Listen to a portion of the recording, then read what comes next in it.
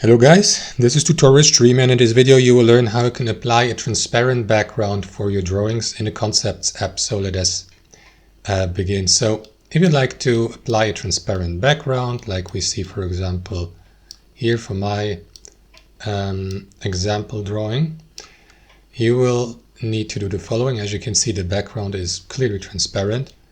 You will need to navigate to this gear icon in the top right, click into Workspace, and under background, browse through that menu and find the transparent one. This one here with these white and gray grid pattern in the background.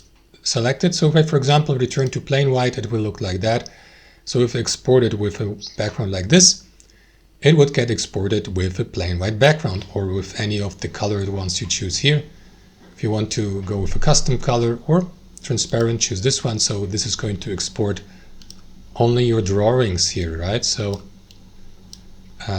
that's how it works. Thanks for watching, and I'll see you next time.